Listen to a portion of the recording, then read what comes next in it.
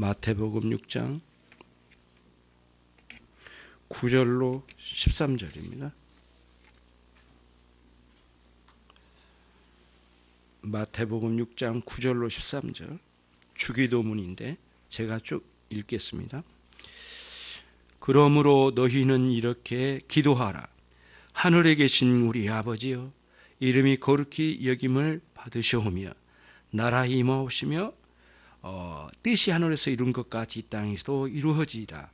오늘날 우리에게 일용할 양식을 주옵시고 우리가 우리에게 죄진 자를 사하여 준 것 같이 우리 죄를 사하여 주옵시고 우리를 시험에 들게 하지 마옵시고 다만 악에서 구하옵소서. 나라와 권세와 영광이 아버지께 영원히 싸움나이다. 아멘. 자, 10절을 같이 읽겠습니다. 시작. 나라에 임하옵시며 뜻이 하늘에서 이룬 것 같이 이 땅에서도 이루어지이다. 뜻이 하늘에서 이룬 것 같이 이 땅에서도 이루어지이다. 오늘 10절 말씀, 하반절 말씀 가지고 같이 함께 생각하도록 하겠습니다.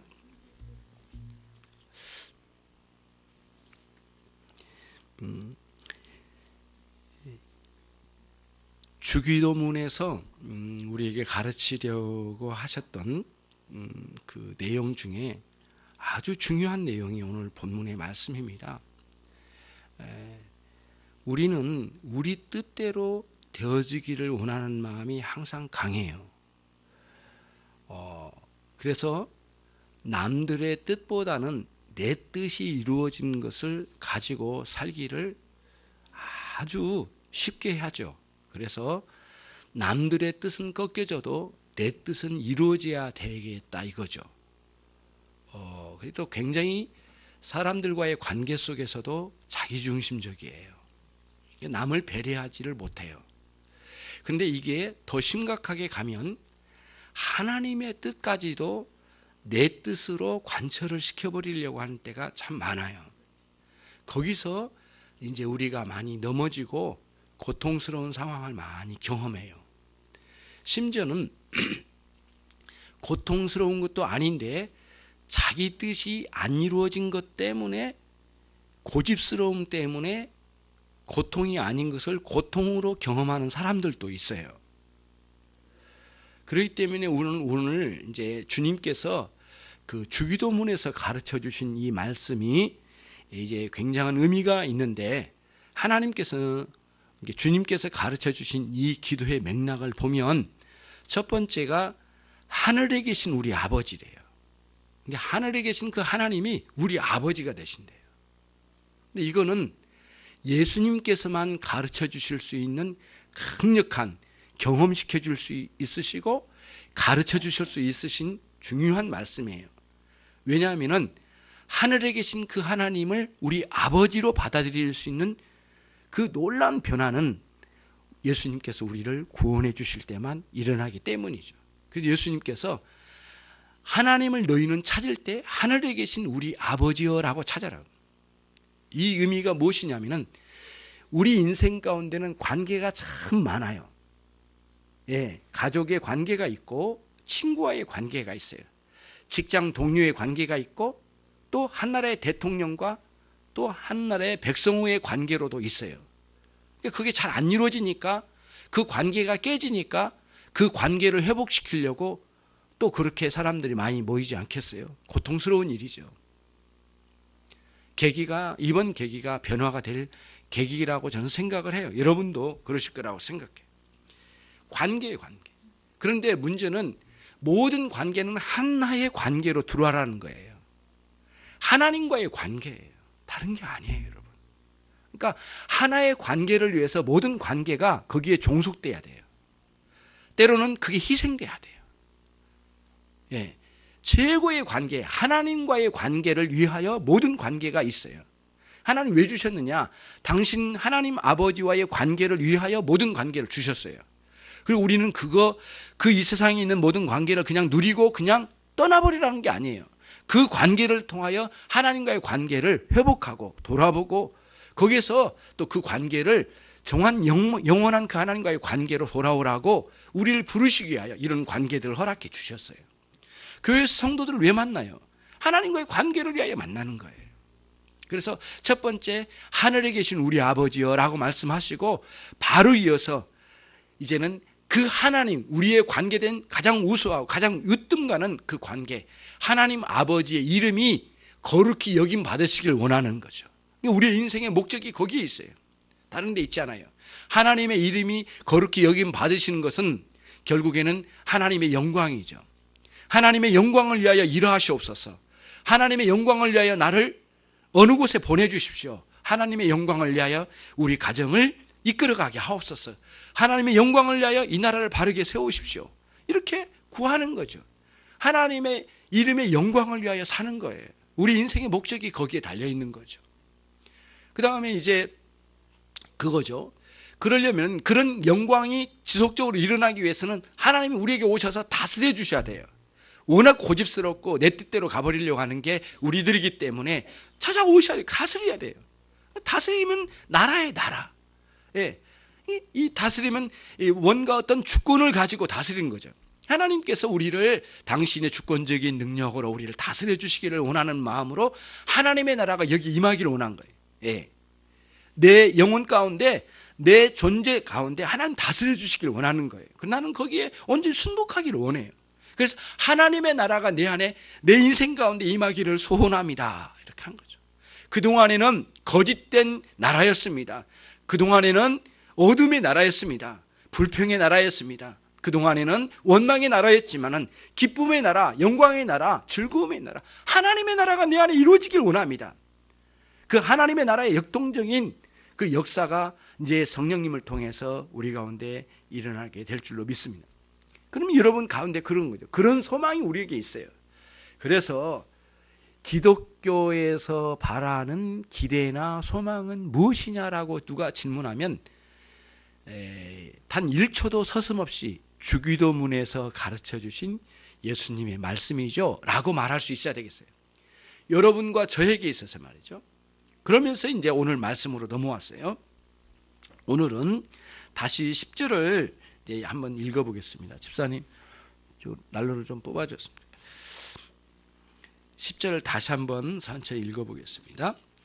나라히 임하옵시며 뜻이 하늘에서 이룬 것 같이 이 땅에서도 이루어지이다. 그 10절을 보고 계시죠? 여기에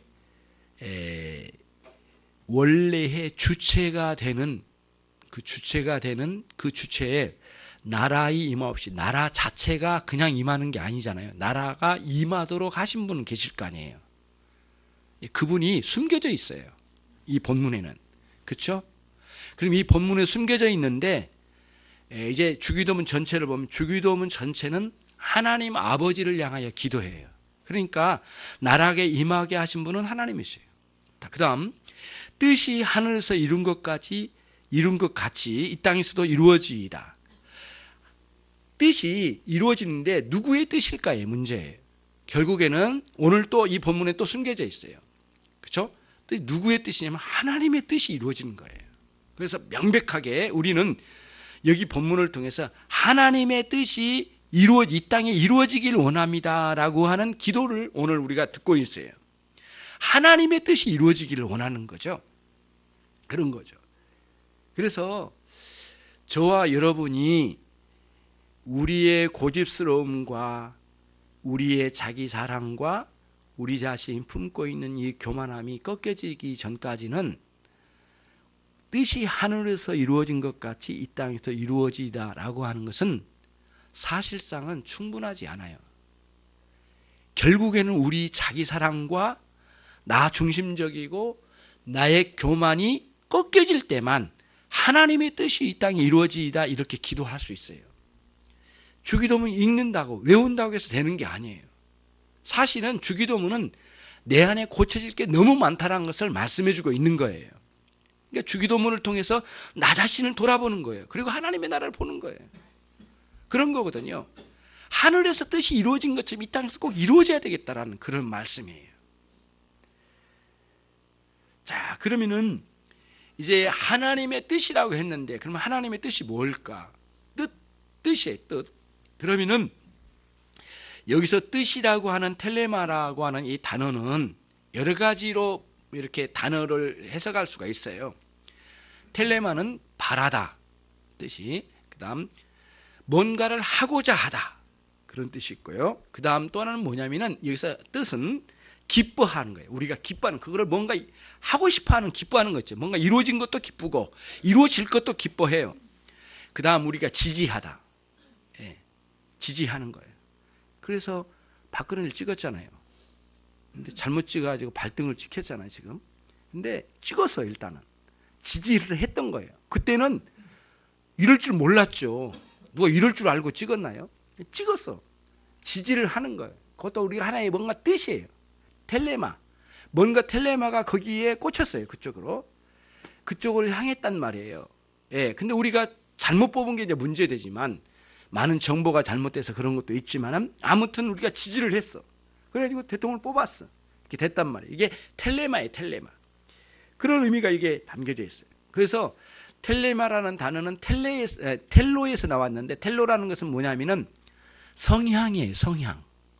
다시 말하면 여러분 각자 나름대로 성향이 있으시잖아요. 정근래 권사님은 성격이 급하신가요? 아니, 안 급하신가요? 정근래 권사님에게도 성향이 있으실 거예요. 그렇죠?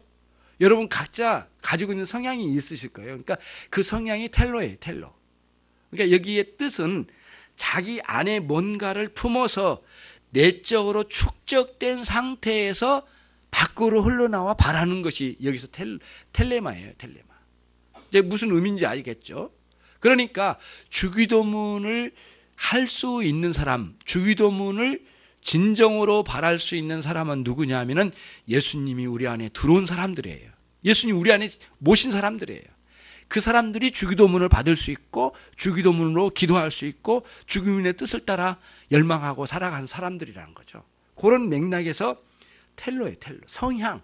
내적으로 이게 들어왔어요. 은혜가 들어왔어요. 그래서 우리 안에 은혜가 들어와서 우리의 성향까지를 변화시킨 거예요.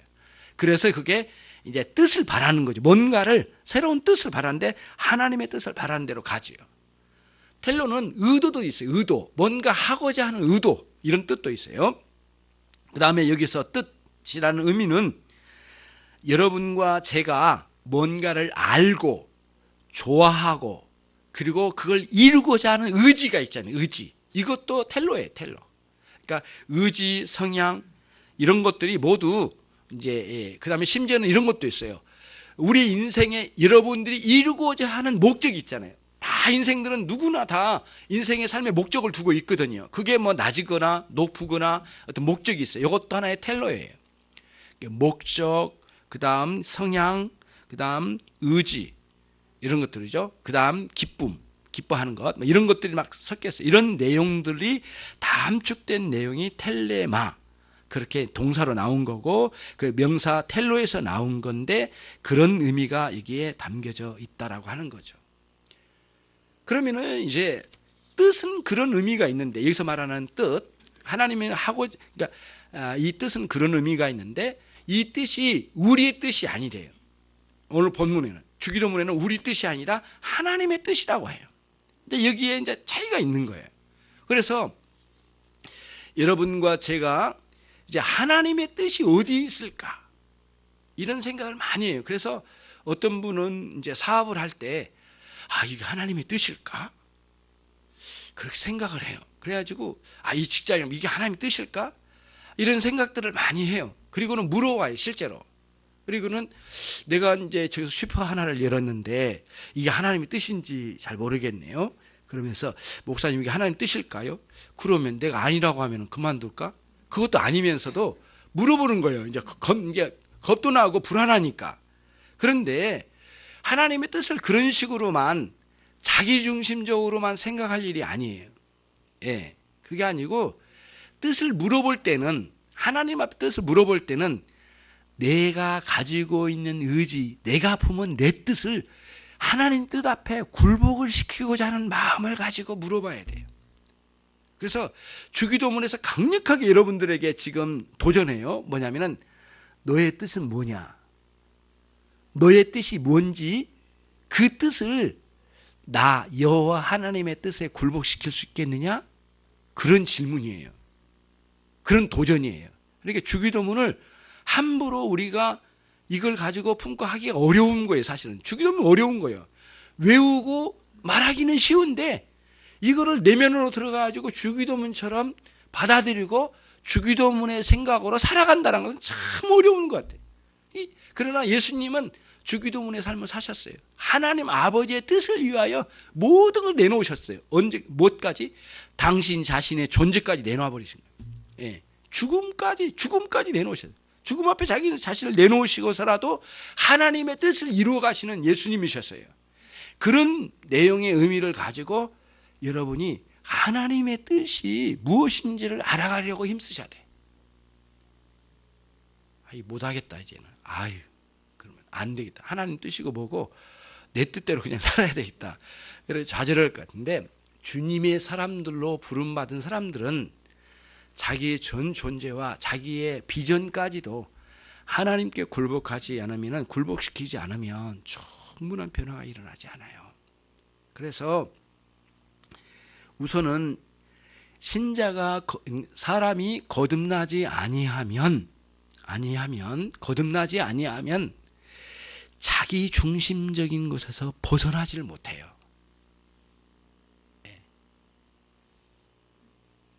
마치 대문이 돌적이에서 벗어나지 못한 것처럼 말이에요. 여러분 돌적이 아세요? 이 큰 대문이 있는데 대문을 어디다 밑에 위에다 고정을 시키잖아요. 그 고정시킨 걸 가지고 앞으로 뒤로 열고 닫잖아요. 이 대문이 여기서 조금만 벗어나면은 절대 이거 할 수 없거든. 이쪽 대문에 부딪히니까. 아주 견고하게 상당한 고도의 기술이 필요해요. 그래가지고 땅을 견고하게 해가지고 여기다가 정확한 구멍을 뚫어서 위에 걸 꽂아가지고 이거를 열고 닫는 거거든요. 이 돌적이에 고정돼야만 문이 제 역할을 하는 거예요. 문짝은 절대 이 돌적이로 벗어날 수가 없어요. 지독하게 우리가 우리 자신의 자기중심적인 생각에서 벗어나지 못한 이유는 거듭나지 않았기 때문이에요. 돌적이에서 이 대문이 벗어나지 못하는 것처럼 내 자신의 이기적인 마음에서 벗어나지는 못해요. 근데 주기도문은 도전하는 거예요. 너의 뜻을 벗어나서 하나님의 뜻으로 돌아와라, 이렇게 말씀하신 거예요. 이게 이제 너무 힘든 거예요, 사실은. 주기도문을 통해서 즐거워하고, 주기도문을 통해서 두려워하고, 주기도문을 통해서 고통을 경험하면서 변화돼야 되는데 그게 아니에요. 주기도문을 통해서 기뻐요. 왜? 예배가 끝날 때 하니까. 그러니까 막 주기도문은 막 다 끝날 때, 회의 끝날 때 주기도문, 그리고 빨리 끝낼 때 주기도문, 그리고는 그 기나긴 그 설교를 마감할 때 주기도문. 얼마나 좋은지 알아요. 주기도문 그 자체가 그때만 즐겁고, 그리고 나머지는 그냥 즐거움으로만 느꼈어. 그런데 지금은 이제는 바뀌어야 돼. 주기도문이 고통이 돼야 돼. 주기도문이 아픔이 돼야 돼. 왜? 자기중심적인 나를 바꿔야 되니까. 그런 개념으로 오늘 하나님의 뜻이 하늘에서 이루어진 것처럼 우리 이 땅에서도 이루어지기를 원합니다. 그런 거죠. 그런 기도를 해나갈 수 있어야 되겠죠. 그것을 오늘 여기서. 그래서 여러분, 내 뜻이 안 이루어진 것 때문에 많이 원망하고 불평하는 것은 너무 자기중심적이에요. 사람들과의 다툼도 마찬가지예요. 내 뜻이 안 이루어지고 제 뜻이 이루어지고 있거든요. 이게 죽겠는 거예요, 이게. 이게 마음이 너무 뒤집히는 거예요. 환장한단 말이에요, 그게. 뒤집힌 거예요. 너무 힘든 거예요. 부부간에 싸워. 아내의 뜻은 이루어진 것 같은데 내 뜻은 안 이루어져. 왜 싸워? 양보하고 배려할 줄 모르고 내 뜻이 중심이고 니네들 뜻은 다 여기에 굴복해라. 이것만큼 이기적이고 비성경적이고, 하나님 나라에 가장 멀리 떠난 생각이고 하나님 가장 싫어한 마음의 태도라는 거죠. 그래서 여러분들이 신앙적으로 훌륭하게 세워진 사람일수록 남을 배려하는데 정말 열심을 내요. 상대방이 몸이 아프지는 않은지, 이 약속을 할 때 상대방이 힘들지는 않을까. 예. 남편과 아내를 향하여 이렇게 하자고 할 때 불편한 건 없는가? 지금 뭐 바쁜 건 없는가? 내가 이렇게 할 때 마음에 걸리는 건 없는가? 배려를 하고 생각을 해줘야 되는데 배려 없어요. 그러니까 굉장히 자기중심적이거든요. 예. 여러분 엘리베이터 탈 때도 마찬가지예요. 서로 먼저 타요. 먼저 타라고 한 사람은 거의 없어요. 나는 먼저 타라고 할 줄 알았더니 이렇게 한 게 아니라 여기 잡고 땡기고 들어가려고 그러는 거예요. 이게 배려가 없는 거예요. 이게 엘리베이터 탈 때마다 참 부끄러워요. 예. 어쨌든 성격 급한 나도 그럴 때가 많아. 타고 나서 내가 왜 이랬는지 모르겠어요. 예. 약자나 여성이나 어린아이를 먼저 타라고 하고 뒤에서 딱 잡아주면 좋겠건만 그게 아니에요. 뒷사람 걸리든 말든 발 하나 걸려가지고 힘들든 막 내가 먼저 들어가고 나 먼저 들어가고 뒷사람 발 하나 걸렸어도 그냥 빨리 올라갔으면 좋겠어? 그런 게 아니잖아요. 우리 마음이 자기중심적인 게 너무 많아요. 여러 가지 면에서 바뀌어져야 되거든요. 거듭날 때 오는 변화는 온 우주 만물의 중심이 하나님이시라고 하는 생각으로 변화가 일어나요. 근데 거듭나기 전까지는 모든 존재 우주 만물의 중심이 자기라고 생각해요. 그래서 하나님께서 좌정하셔야 될 그 자리에, 그 보좌에 내가 떡하니 앉아 있는 거예요. 그리고는 하나님도 내 밑에, 예수님도 내 밑에. 이런 식의 신앙생활은 큰 변화를 가져야 돼요. 변화되지 않으면 안 돼요. 그러니까 거듭났다라고 생각하는 성도들 안에서도 이런 내면의 변화가 생활에 이렇게 젖어들지 않을 정도로까지 아직 머물러 있다면 여러분 오늘 이제 돌이켜야 돼요. 바꾸셔야 돼요. 안 돼요. 절대 안 돼. 그래야 되거든요. 잘 식당에 가가지고 떠드는 것만큼 잘못된 게 없다고 생각해요. 너무 시끄러워요. 밥을 못 먹겠어요. 예. 너무 시끄럽게 해도 너무 시끄럽게. 또 더 당황스러운 건 뭔 줄 아세요? 나와 함께 식사하러 간 일행이 떠들 때 사람 눈치를 봐야 돼. 그래서 좀 이렇게 했는데 막 업이 돼가지고 막 뭐가 즐거운지 너무 즐거워. 근데 막 사람들 쳐다봐. 여기 보면 저쪽에 사람이 이렇게 쳐다보거든요. 근데 쳐다볼 때는 조용히 시켜라고 하는 것 같아. 그래서 좀 조용히 하자. 근데 눈치도 없이 계속 떠들어. 배려 없음. 이런 모든 일들이 너무 많이 습관화가 되어 있는 거예요. 근데 그 습관화는 행동이 반복돼서 와요. 행동은 생각에서 왔어요. 그 생각은 좋아해서 왔거든요. 그 생각에서 왔어요. 밑에 깊이 자기 안에 그런 자기중심적인 생각이 자리를 잡고 있으니까 이런 것들이 반복적으로 나온 거거든요. 그런 행동들이 습관이 반복되면 반드시 인격화되는 거예요. 어디를 찔러도 그거 나온 거예요. 예. 그런 변화에 굳어지면 안 돼요. 여러분과 제가 정말 하나님의 중심으로 변화가 일어나야 되는데 다른 것도 중요하지만 오늘 하나님의 뜻, 그 하나님의 뜻이 내 인생 가운데 이루어지길 원해야 돼. 그래서 신앙생활의 개념을 바꾸십시다. 오늘부터 내 뜻을 하나님의 뜻에다가 관철시키려고 하지 말고 내 뜻을 하나님의 뜻으로 바꾸려고 노력을 해야 돼. 반대로 나가야 돼. 반대로. 그런데 너무 어려워요. 내가 죽어지지 않으면, 내 욕심이 죽어지지 않으면 절대 이루어질 리가 없어 이게. 그래서 조금 아프기는 하지만 일단은 치료받고 수술하면 새살이 돋아날 거예요. 은혜의 새살이 돋아나면 충분히 감당할 수 있어요. 그 일을. 그러니까 내가 내 힘으로 안 된단 말이에요. 신앙생활은. 여러분 지금까지 여러분들이 신앙생활하면서 내 힘으로 내가 노력으로 하려고 했던 모든 시도를 빨리 포기해야 돼. 그런 거는 없어요. 그런 거는 하나님의 역사하심이야. 그러니까 하나님의 은혜로 이루어져야 돼. 그러니까 우리 뜻도 꺾으려면 하나님의 은혜 없이는 절대 안 꺾여요. 예. 예. 그렇게 두드러 맞았는데도 안 꺾이잖아요. 여러분은 안 맞았는 모양인데 저는 많이 두드러 맞았어요. 내 뜻대로 하려다가 많이 맞았어요. 고집 센 놈. 겉으로는 부드러워 보이는데 속으로는 고집이 센 놈. 이렇게 해가지고 많이 두들겨 맞고 내 나름대로 그거를 또 환난이라고 또 생각하고 뭐 이런 식으로 생각했어요. 안 바뀌는 거예요. 하나님께서 바꿔가시는데 오랜 세월 동안 막 다뤄가셔요. 철저하게 내 뜻을 하나님 뜻에 굴복시키는 거, 이거 중요한 거예요. 그러면은 하나님의 뜻은 두 가지로 분류를 할 수 있어요. 몇 가지요? 제가 질문할 때 너무 유치한 질문이죠. 몇 가지요? 이건 너무 유치한 질문인데 왜 그러냐면 대답을 하면서 이제 묵상에서 깨어나라고 이렇게 한 거예요. 그러니까 이해를 하셔요. 몇 가지라고요? 두 가지. 하나님의 뜻은 두 가지로 펼쳐져요. 하나는 드러나는 뜻으로, 드러나는 뜻으로, 또 하나는 감춰진 뜻으로. 하나님의 뜻은 하나는 드러난 뜻, 하나는 무슨 뜻? 감춰진 뜻.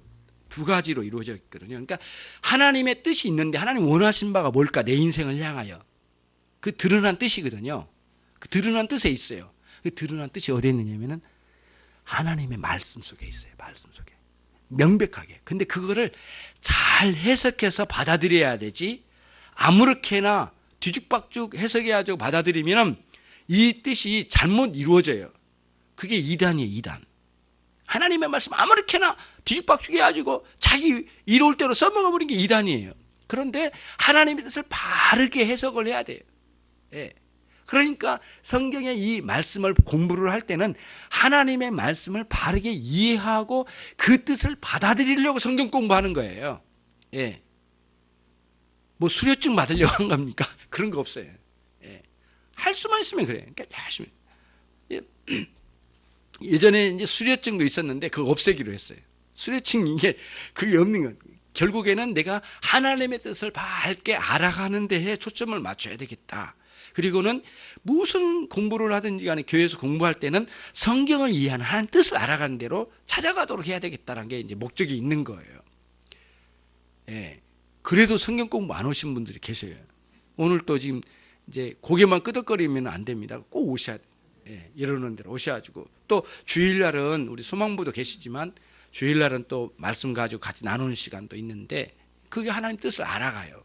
그래서 예전에는 그런지 몰랐는데 이 말씀을 조금씩 알아가면 자꾸 보여진 게 있어요. 내 자신에게 부끄러운 모습, 그 다음에 내가 올바르게 생각했던 것도 확신을 경험하는 경우가 있어요. 말씀으로 이제 보는 거예요. 그래서 여러분 어두울 때 랜턴을 켜고 이렇게 보잖아요. 들이다 보잖아요. 어둠에. 그러듯이 하나님의 말씀은 랜턴을 다 켜요. 그리고 내 자신의 내면의 세계와 내 삶의 태도와 방향과 뜻을 보는 거예요. 내가 꿈꾸고 있는 걸 이렇게 들여다보는 거예요. 하나님의 말씀으로. 그러니까 하나님 말씀이 환하게 비치면 잘못된 것들을 수정해 나갈 수 있는 길목이 보이고 새롭게 할 수가 있는 거죠. 드러나는 하나님의 뜻은 하나님의 말씀으로다. 그리고 그 하나님의 뜻 중에 가장 큰 목록으로 딱 드러난 게 뭐냐면은 그리스도의 복음 진리예요. 주 예수를 믿으라. 그리하면 너와 내 집이 구원을 얻으리라. 라고 하는 분명한 복음 진리가 이렇게 있는 거예요. 복음 진리가 아주 크게 쓰였어요. 아주. 큰 제목처럼 말이죠. 하나님의 뜻이 너무 명백해요. 주 예수 그리스도를 받아들여 믿는 믿음으로 가는 것이 하나님의 뜻이에요. 이게 드러난 뜻이라겠죠. 그러면은 두 번째는 또 무슨 뜻이라겠죠? 하나님의 뜻 중에 감춰진 뜻. 혹시 잊어먹은 건 아니죠? 감춰진 뜻. 그렇죠? 감춰진 뜻. 이 감춰진 뜻은 곧바로, 그러니까 감춰진 뜻은 성경에서 구체적으로 이렇게 설명해 주지 않는 뜻이에요. 예를 들면 여러분들이 누구와 만나서 결혼할까? 그런데 성경에 뭐 김준성을 만나서 결혼해라 이런 거 안 나왔잖아요. 이런 게. 누구를 만나서 결혼해라. 뭐 동쪽으로 가서 누구 만나. 그런 식으로 가르쳐 주지 않아. 성경에는 그런 식으로 안 가르쳐 줘. 구체적으로 그렇게 안 가르쳐요. 그거는 감춰진 하나님의 뜻 안에 들어가 있어요. 그거를 어려운 용어이지만 하나님의 섭리라고 그래요. 섭리. 우리가 곧바로 무엇인지를 정확하게 왜 그렇게 하셨는지를 정확히 이해가 안 될 정도로 우리의 인생을 이렇게 인도하세요. 때로는 고난, 어려움, 아픔, 통증을 느끼면서 그 길을 인도하세요. 가는 거죠.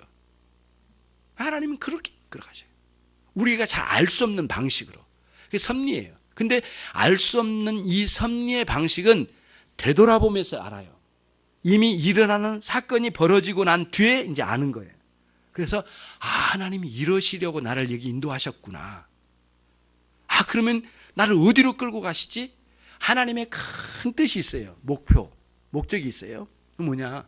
예를 들자면 부산을 가요. 그런데 고속도로를 타고 가는데 어떤 곳은 비탈길로 올라가는 거예요. 또 어디는 내려가는 거예요. 어떤 커브길을 돌아요. 때로는 강가예요. 산 밑으로 가요. 심지어는 어떨 때는 터널을 지나요. 근데 그때마다 왜 오르는 길을 줬냐, 왜 내려가는 길을 줬냐, 왜 강가냐, 왜 산 밑에냐, 왜 이렇게 깜깜한 터널 속으로 나를 인도하냐, 이렇게 말하겠지만 하나님은 우리를 부산으로 인도하셔요. 지금 우리 인생이 어려울 때가 있다 이거예요. 터널을 지날 때도 있어요. 그러나 밝은 대낮과 같은 때가 있어요. 때로는 비 올 때가 있고 맑을 때가 있는 거거든요. 그러나 하나님의 분명한 뜻이 있어요. 목적이 있으시고 우리를 거기에 인도하셔요. 그런데 이제 문제는 하나님의 뜻을 알려고 하지 않는 사람은 쉽게 그 상황을 판단하고 평가해버려요. 그래서 원망해요. 하나님 왜 이러십니까? 예. 왜 박 집사는 그렇게 성공하게 만들고 나는 왜 이렇게 짓누르고 깔아뭉개십니까? 막 이런 식으로 생각해요. 안 되는 거예요. 원망이 있는 거예요. 나를 지금 훈련하시고 이끌어 가신구나. 지금은 터널이야. 지금 비 오는 날이야. 맑은 날이 올 거고 큰 밝은 날이 올 거야. 하나님이 인도하심이야. 결국 이렇게 하셔서 나를 훈련하시고 단단하게 세우시고 그리스도의 사람으로 세우시고 언젠가는 최후에는 하나님의 영광을 위하여 나를 이끌어 가신 하나님의 위대한 계획 속에 내가 있어. 이게 하나님의 뜻을 보는 거예요. 예.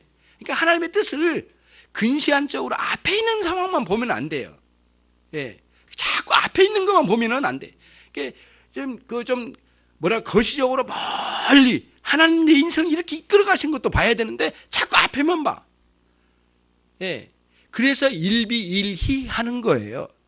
한 사건 한 사건마다 슬퍼하고 한 사건 한 사건마다 기뻐하고 언제는 기뻐하고 언제는 슬퍼하고 거기에 내가 너무너무 많이 마음이 내 인생이 놀아나 버리는 것 같은 상황이 와버린단 말이죠. 이게 그러면 안 돼. 그게 멀리 거시적으로 내 인생을 이렇게 인도하시는 하나님의 큰 길고 먼 뜻이 있고 지금 내가 터널을 지난 것은 사실이야. 이렇게 계속 이렇게는 인도하시지 않잖아요. 하나님이 이 과정을 통하여 하고자 하신 일이 무언가란 거예요. 왜 내게 가정에 다툼을 줬지? 왜 내가 회사에 어려움을 줬지? 내게 사업장에 왜 이렇게 어려움이 오지? 내 건강은 왜 이래? 이런 것들을 다 그 하나님의 뜻 안에서 해석을 해나가면서 그 터널을 통과해야 돼요. 예. 가다가 돌이켜버리려고 하지 말고.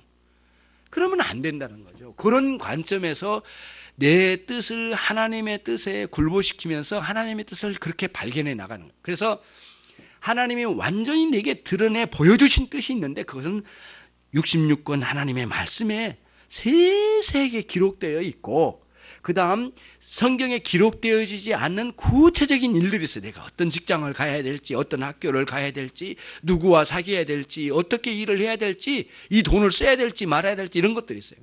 하나님의 감춰진 뜻 안에서 내가 이 일을 수행해 나갈 때 일단 방향을 잡아. 그 인생의 방향은 하나님 66권의 말씀의 가르침으로 방향을 잡고 그 다음에 내가 그 하나님의 원래 도덕적인 가르침이 있어요. 이래 이렇게 해서 살인하지 말지니라 도적질하지 말지니라 간음하지 말지니라 거짓 증거하지 말지니라 예, 이웃에 대하여 탐내지 말라 이런 말씀들이 수도 없이 나왔어요. 이런 말씀들이 다 있어요. 그리고 이것들은 하나님께서 방향을 제시해 주셔서 곁길로 가지 않냐고 올바른 길로 가려고 제시해 주신 거예요. 그 이미 드러난 하나님의 뜻에 하나님께서 원하시는 말씀의 뜻에 입각해서 내 인생의 길을 가는 거예요. 조금 어렵고 힘들더라도. 그래서 비가 오더라도 그 길을 가고 눈이 오더라도 좀 더디지만 걷고 터널이라도 희미한 불빛 아래서 가는 거예요. 그리고는 언젠가는 광명의 빛이 일어나게 될 거예요. 영광스러운 하나님 앞에서 말이죠. 예. 그거를 여러분들이 하는 거예요. 굉장히 중요해요. 예. 그런 의미에서 감춰진 뜻이 우리 안에서 어떻게 일어난 것을 알고 가는 거죠. 그래서 도저히 내가 이 상황을 이해할 수 없을 때에는 이제 신앙 상담을 하는 거예요. 나보다 신앙이 훌륭한 사람들을 만나서 신앙 상담을 해요. 그리고는 실제적으로 내 인생의 이 내면의 문제를 구체적으로 깨달아 가는 거예요. 그리고는 인생의 길을 바르게 방향을 잡고 하나님 앞에 추적해 나가는 거죠. 시인이 이렇게 말했어요. 주 하나님은 당신의 당신의 기사를 통하여 옛날 옛적에 정해놓으신 하나님 뜻대로 우리를 이렇게 인도하신대요. 옛날에 정해놓은 하나님 뜻대로 우리를 인도하신대요. 그 큰 뜻은 우리를 예수 믿어 하나님을 아버지로 섬길 수 있는 그리스도인으로 인도하신 거고, 우리를 이 세상의 욕망에 사로잡힌 게 아니라 하나님 원하신 방향으로 가도록 우리를 인도하셨어요. 하나님은 정해놓으신 그 뜻을 향하여 우리를 인도하셔요. 근데 인도하실 때마다 반드시 어떤 방식으로? 성실함과 진실함으로 하신대요.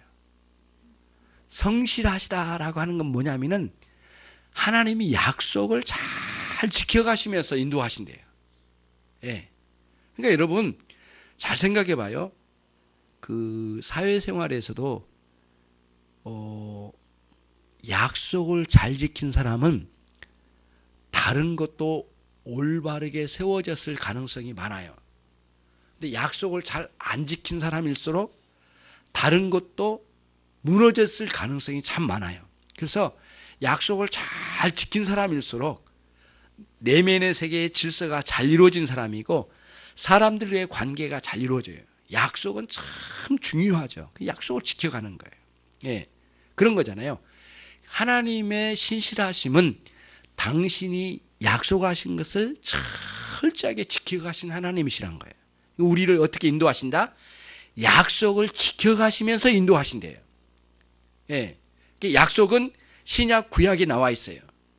그래서 진리의 말씀이 약속이래요. 다 구약 신약, 옛날 약속, 새로운 약속, 약속을 따라 우리를 인도하신대요. 근데 우리는 약속을 떠들어 봐요. 이게 약속이 어떤 약속이 있는가? 성경을 볼 때는 우리를 향하여 나를 향한 약속이 뭘까? 그 약속을 들춰보는 거예요. 여러분도 그러시잖아요. 일정표를 보고 내가 누구와 약속했지? 몇 시였더라? 뭘 말하려고 했지? 기억해 놓지 않겠습니까? 성경도 그거예요. 몇 시에 만나기로 했지? 뭘 말씀하시려고 하시지? 내 인생 어디로 가지고 가려고 하시지? 성경에서 그거를 보려고 하는 거죠. 예, 그런 맥락이에요. 예. 그런 면에서 혹시 내가 지금 당하는 아픔이나 고통이나 어려움이 있잖아요. 그것들 원망이나 그리고 불평으로 끌고 가려고 하는 모든 우리의 마음의 이런 흐름들을 끊으셔요. 끊고 이 어려움을 주신 이유가 무엇일까? 분명히 약속은 선하게 인도하신다고 했는데 오늘 지금 어려움이, 오늘 이 비 내리는 건 뭐고 이 날씨는 도대체 뭘까? 하나님께서 허용하신 거거든요. 아니, 하나님께서 그걸 내려주신 거예요. 그 어려움을. 거기서 반드시 하나님의 뜻을 알아가야 돼요. 거기서 확인해야 돼요. 그리고는 내 인생의 방향을 잡아가야 되거든요. 그러면 고통의 그 어려움 속에서 깊이 고뇌해요. 어느 정도냐? 내가 느끼는 고통보다도 더 깊이, 더 넓게, 더 높이, 더 많은 분량으로 고뇌를 해요. 그 문제를 가지고. 그러나 파괴적이지 말고 신실하신 하나님이 반드시 약속을 지키실 텐데 그 하나님께서 이루어가실 일이 뭘까? 내 인생에. 공부해 나가는 거예요. 알아가는 거죠. 그래서 그 상황을 인내하면서 가는 거죠. 그러니까 여러분, 우리 인생의 축소판이 이스라엘 백성들의 40년 광야 생활이었어요. 이 광야 생활은 여러분과 저의 인생의 축소판이에요. 다른 게 아니에요. 먼 나라 이야기를 왜 듣냐? 그게 아니에요. 여러분과 저를 향한 하나님의 뜻이 그 안에 담겨져 있어요. 식량이 떨어지고 물 떨어졌어요. 75일 만에. 그래가지고 사람들 대부분은 막 원망해요. 예. 막 돌 던지고 난리쳐요. 그리고 모세에게 부르셔요. 야, 너 우리를 애굽에 묻을 데가 없어서 이 모래바닥에 묻으려고 우리를 여기까지 끌고 왔냐, 이놈아? 예? 그러면서 뭐라고 하는 줄 아세요? 젖과 꿀이 흐르는 땅에서 왜 우리를 끌고 왔냐? 젖과 꿀이 흐르는 땅은 그 원망한 사람이 옛날 거기 애굽이에요. 근데 신앙이 있는 사람은 가나안 땅이 젖과 꿀이 흐르는 땅이고, 신앙이 없는 사람은 옛날 세상이 젖과 꿀이 흐르는 땅이에요. 그러니까 너무 좋은 땅, 너무 살기 좋은 데를 왜 버리고 여기까지 끌고 왔느냐 이렇게 원망해요. 그러면서 모세를 죽이려고 덤벼들었어요. 그랬더니 모세가 그런 상황을 다 듣고 산으로 올라가 기도하기 시작해요. 하나님께 기도했어요. 막 부르짖으면서 하나님, 저 사람들 나를 죽이려고 합니다. 정말 이렇게 너무 많이 대적을 합니다. 어찌 할까요? 그랬더니 하나님께 뭐라고 말씀하셨냐면은 모세에게, 야 모세야, 저 사람들이 너를 죽이려고 너를 때리려고 한 게 아니라, 너를 향한 대적이 아니라 나 여호와를 향한 대적이니라 이렇게 말씀하세요. 그리고는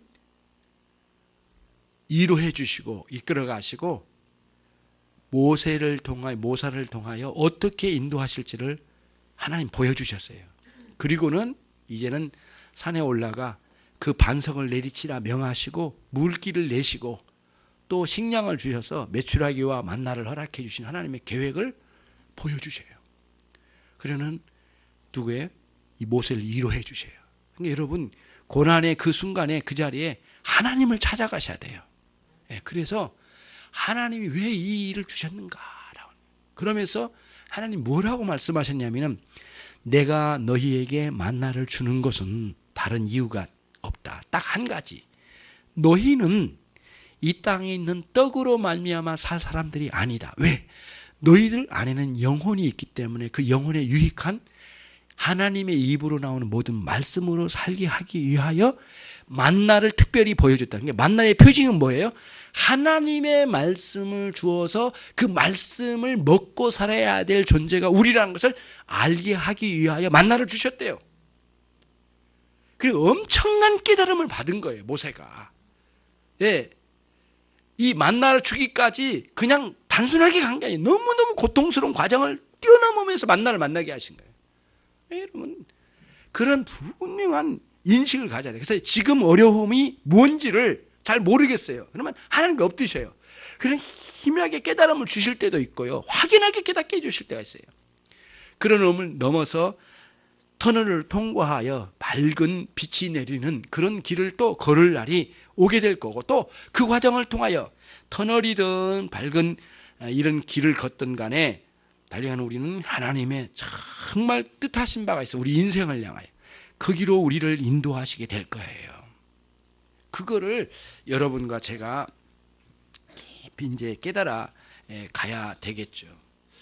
근데 여러분, 이런 거예요. 그냥 이렇게 눌러 앉아가지고 생각으로 깨닫는 수준에서 하나님의 뜻을 알아가는 것은 충분하지 않아요. 왜냐하면 우리들이 악한 본성이 내면에 있기 때문에 머리로 깨달아도 이 정서가 따라가질 못해요. 하나님 뜻이 여기 있는데 그 뜻을 받들질 못해. 왜? 이 안에 있는 부패한 본성이 참으로 더러운 본성이 있어요. 하나님의 뜻을 받들기에는 더러운 본성이 내 안에 있어서 거절을 해버려요. 알긴 알아도 내쳐버려요. 그러니까 하나님의 뜻을 깨달았으면 마음의 큰 기쁨으로 받아들이고 그렇게 하고자 하고 실행으로 옮가고 순종으로 가야 되는데 그러질 못해. 중간에 나가 떨어져 버려요. 반드시 우리는 이 하나님의 뜻을 발견하는 그 자리가 겸손의 자리가 돼야 되고 회개의 자리가 돼야 되고 내 고집이 꺾여진 자리가 돼야 된단 말이죠. 근데 그럴 게 아니라 떡하니 앉아가지고 그래 하나님 뜻이 뭔가 좀 알아보자. 이제 알게 됐네. 아 이거 뭐 수월하네. 안 되는 거예요. 되질 않아요. 때로는 피 튀기는 전투와 같은 그 싸움이 그 현장에 있어요. 끝까지 이겨내게 되고요. 그 피나는 어려움을 통과를 해. 그리고는 하나님의 영광스러운 날이 올 거라는 큰 소망을 가지고 내 인생 전체를 우리 하나님께 의지하고 나가는 거예요. 그러한 맥락에서 하나님의 뜻을 발견하고 그 말씀에 꺾여져서 순종해 나가는 방식으로 오늘 우리가 하나님의 뜻이 하늘에서 이루어진 것 같이 이 땅에서 이루어지이다 라고 하는 일부분, 내 인생 가운데 내 뜻에 부딪히는 하나님의 뜻이 내 안에 이루어지기를 원하는 마음으로 이렇게 순종해 나가는 거예요. 조금 구체적이고 한쪽으로 간 것이긴 하지만, 그러면 하나님의 뜻은 그렇게만 보면 또 안 돼요. 어떤 뜻이냐면 하나님의 뜻은 하늘에서 한번 이루어졌어요. 그리고 그 뜻이 또 이 땅에서 이루어져야 돼요. 이게 무슨 뜻이냐면은 하나님께서 온 세상을 창조하실 때 먼저 영적 세계인 저 영원한 하나님의 나라를 먼저 창조하셨어요. 먼저. 그리고 그 하나님의 나라에서 심부름꾼으로 쓰시는 존재가 인격체로 있는 천사들이에요. 그리고 이 만물 가운데 이 만물을 창조하시고 여기에는 사람을 창조해 주셨어요. 천사는 육체를 입지 않는 가운데 하나님께 온전히 순종하는 온전한 순종을 이루어갈 수 있는 그런 존재로 천사를 두셨어요. 하늘나라는 하나님께서 직접 통치하시고 그리고 천사들은 그 하나님의 사자, 심부름꾼으로 사용하셔요. 그런데 이 땅은 하나님께서 인생들에게 대리 통치, 우리를 대신 다스리라고 이 땅에 우리를 보내주셨어요. 그럼 우리는 이제는 이런 구분점이 있어요. 근데 하늘에서는 큰 반역이 한번 일어났어요. 그게 뭐냐면 천사에 대해 반역이 일어났어요. 그 반역이 일어난 그 반역을 일으킨 존재가 그 천사가 나중에 이제 천국에서 저 하늘나라에서 쫓김을 당했어요. 그래서 공중권세를 잡은 자로 있어요. 그 존재가 누구예요? 사단이에요. 그리고 그 사단을 따르는 수많은 졸개, 무리, 마귀들이죠, 마귀들. 이런 마귀들이, 이 악기들이, 수많은 악기들이 이 사단을 추종하여 따라가요. 그리고 천국에서 쫓겨났어요. 지금부터 생각을 잘 해보세요.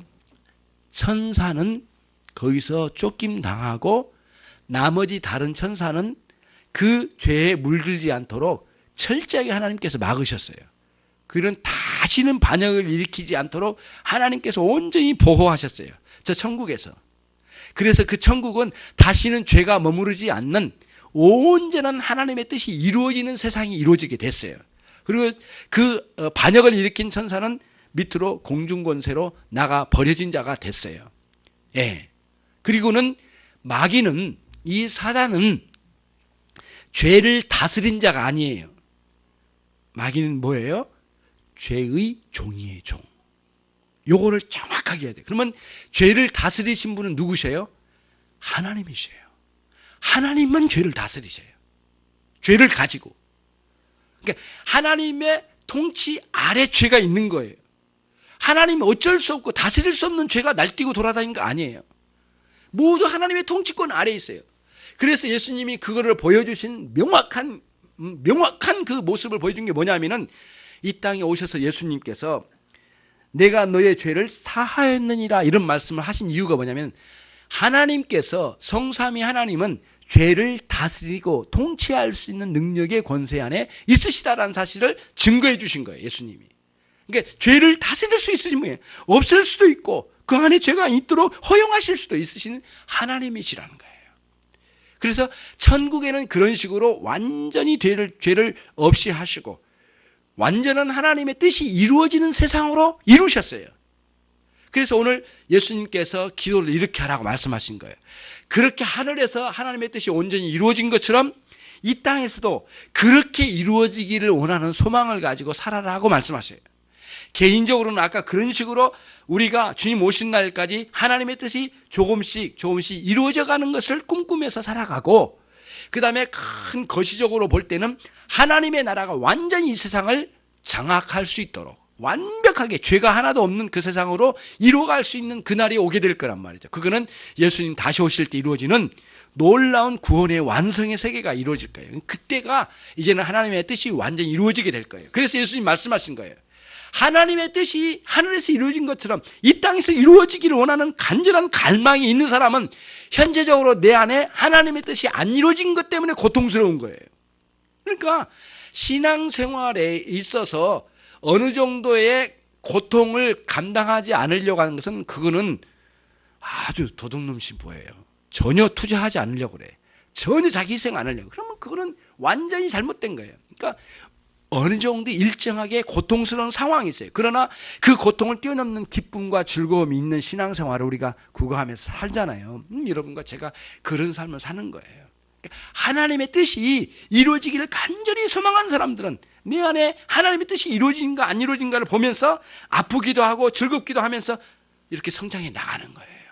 그래서 기독교에서 요즘 말하는 너의 비전이 뭐냐, 너의 꿈이 뭐냐 이렇게 물어볼 때 상당히 비성경적인 질문이에요. 왜? 우리의 비전은 하나님이 주셔야만 되거든요. 하나님의 뜻이 내려와가지고 우리 뜻이 꺾여지고 하나님 뜻이 구축돼야 되는데 그게 아니라 너의 비전이 뭐냐 이렇게 할 때 하나님 뜻은 제껴놓고 너의 비전은 뭐냐, 잘했다 박수 쳐주고 그대로 가라 이렇게 하면은 기독교 성경이 아니에요. 그거는. 그래서 진정한 비전은 뭐냐라고 할 때 하나님이 주신 너의 비전은 뭐냐라고 질문해야 되거든요. 그래서 너의 비전이 하나님 비전에 꺾여야 된다라고 이렇게 제시해야 되는데 그게 아니야. 그냥 네 고집대로 네 비전대로 막 살아가라. 그거는 교회에서 가르칠 비전이 아니라는 거죠. 그래서 비전 비전 트립 이런 게 막 있는데 하나님의 뜻이 꼭 이루어져야 돼요. 내 안에. 그러니까 내 인격의 내면의 깊은 곳에 성령이 오셔서 말씀으로 이루어가시는 그런 실제적인 일들이 있고 그 다음에 이곳에 하나님의 나라가 풍성하게 이루어지기를 간절히 소망하고 바다의 물이 덮음같이 하나님의 영광이 이 땅을 덮는 날까지 바라보고 가야 되죠. 그래서 우리 내면에는 이런 하나님의 뜻이 이루어지기를 원하고 이 나라에도 완전하진 않지만 조금이라도 더 하나님의 뜻이 이루어지기를 소망하는 마음으로 살아가야죠. 그러면서 이 민주 국가를 아름답게 형성하면서 이렇게 나가야지. 이 너무 우리가 부끄러운 이 가운데 놓여 있잖아요.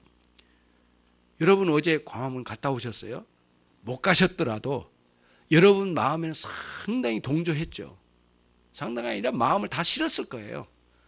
예, 더 많이 데모했으면 좋겠다는 생각도 있으실 거예요. 거의 대부분일 거예요. 뭔가 잘못되니까. 하나님의 나라의 이 질서와는 맞지 않는 일들이 일어나니까 뭔가 이루어졌습니다. 하나님 뜻대로 올바른 거예요. 예. 그런 의미에서 여러분과 제가 오늘 하나님의 이 거대한 뜻이 이루어지기를 소망하는 거시적인 의미의 하나님의 뜻과 우리 내면에 실제적으로 일어나는 하나님의 뜻이 양쪽이 잘 조화를 이루어가고 그리고 그 하나님의 뜻이 올바르게 이루어졌는가는 하나님의 말씀에 의해서 이렇게 조명해 보고 그리고 하나씩 하나씩 점검해 가고 그리고 방향이 잘 잡혔는가를 보고 그 원래의 목적을 향하여 가고 있는지를 살펴가는 거죠. 그래서 내가 어떤 직장을 가겠다, 어떤 대학을 가겠다, 어떤 학교를 가겠다, 무슨 일을 하겠다, 무슨 사업을 하겠다 이런 것들이 있는데 이런 것들은 모두 원래 최종적인 하나님의 뜻은 아니에요. 예. 그건 하나의 과정이에요. 그렇죠? 그러면 어디로 가야 돼요? 하나님 원래의 영광을 위하여 내가 최종적으로 가잖아요. 그 길을 향하여 내가 사업도 하고 직장도 다니고 내가 여러 가지 일들을 구별해 가는데 그게 하나님의 원래의 목표를 향하여 제대로 걷고 있는지를 보는 거죠. 그래서 목적도 하나님의 뜻에 맞는 목적이어야 되고 여러분들이 인생을 살 때 그 다음에 수단도 하나님의 뜻에 맞는 수단이어야 돼요. 수단도 거룩해야 되고 목표도 거룩해야 돼. 그러니까 목표는 거룩하게 하고 수단은 엉망진창으로 이게 더러운 방식으로 해도 된다? 그건 안 되는 거예요. 예, 그러니까 교회는 거룩한 하나님의 목표를 향하여 가는데 교회가 거룩한 방식으로 해야 되잖아요. 예. 예. 여러분이 전도회면 냉장고 하나씩 줄까요? 이런 세속적인 방식으로 막 해나가 버리려고 해. 그러면은 교회가 교회답질 않아. 하나님의 영광이 가려져. 예. 얼굴은 예쁘게 해왔지만 그게 영광인 줄 알았더니 그게 영광이 아니야. 내면의 질서와 올바른 하나님 앞에 뜻 안에서 실행되어 나가야죠. 이거를 가정에 적용해봐요. 우리 아이들에게 적용해봐요. 여러분의 인생에 적용해봐요. 하나님 뜻대로 해야 할 일들이 방식도 거룩하고 목표도 거룩해야 되는데 진짜 거룩하고 있는가 이렇게 살펴가는 거예요. 그래서 하나씩 하나씩 정리해 나가는 게 우리 신앙생활에 굉장히 도움이 되는 거예요. 교회에서도 봉사하지만 막 교회에서 너무 봉사 많이 하려고 하지 마세요. 그럼 봉사 우리 거리도 없어요. 우리 교회 그런 일도 없어요. 와가지고 내가 할 일이 뭐냐고 딱 물어보시는데 없어요. 할 일이 없어. 사실은 여러분이 하셔야 되는 여러분 가정과 여러분들이 해야 할 일 지금 하고 있는 거예요. 그거를 올바르게 하는 거예요. 그렇게 해야 되거든요, 여러분. 그래서 우리가 지금까지는 우리가 그냥 그 되는 대로 막 했다면은 이제는 그렇게 하면 안 돼. 모든 일이 하나님의 뜻에 부합한지, 그래서 하나님의 뜻이 하늘에서 이루어진 것처럼 이 안에서 이루어져야 되겠다. 그리고 내 안에도 이루어져야 되겠다. 그 다음에 내 가정에서 이루어져야 되겠다. 내 사업장에도 이루어져야 되겠다. 이렇게 가야 되는 거거든요. 예. 그렇게 해야 되는 거거든요. 그러니까 어떤 분은 사업을 하기 시작했대. 그래서 막 시작할 때도 예배드리고 끝날 때도 예배드리고 뭐 아침마다 예배드리고 막 그러더니 세금 보탈하는 데는 쉽게 하고 그 예배를 뭐하러 드려요? 예. 예. 뭐 출근할 때 가방 딱 들쳐매고 그 동료들이 같이 출근하잖아요. 직장 가까이 와서 갑자기 뭐 4주를 가까이 막 찬양하고 막 들어가더래. 그러고는 딱 내려놓고는 밑에 부하가 치고 나와가지고 너 진급 케이스인데 좀 윗사람에게 바칠 게 좀 필요하다. 얼마를 가지고 와라. 이러더래요. 저는 없는 거는 뗄 수 있으면 예화 안 드리거든요.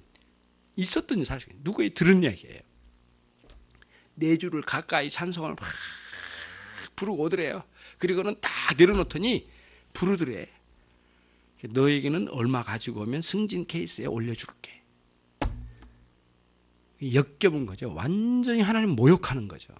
아주 그냥 공개적으로 모욕하는 거예요. 그거는. 그러니까 사람들이 그 직원이 다 가는 때 나는 저 인간이 다니는 교회는 안 나가겠다. 그리고 어떤 사람은 난 절대 기독교는 상관없는 인간이야. 난 저 인간하고는 섞일 수가 없어. 그러더래요. 너무너무 역겨운 거예요. 그러니까 이게 얼마나 부끄럽냐고요. 그래서 뭐 예배 드린 것도 좋아요.